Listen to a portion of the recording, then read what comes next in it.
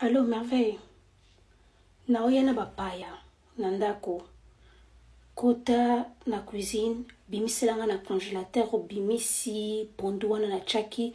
Bimisi pe na musuni. Omona kaka. Talaka sauce za kama orange boy.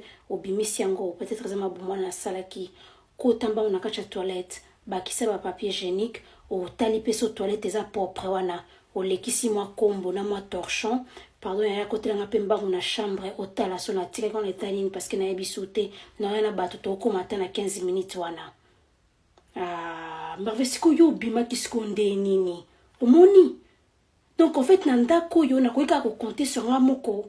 Siko no yesko na bato. Na omoni ba soni musubo sala ngai. Ateza ki na programme na ote merveille nga na biminga na tiki ozolala. Na bika ki ozolala e ba pa ba bisanki na yana bango nga na zo yana bango. Merveille, zonga na ndako na vanga na koma. Esala makamna bisio.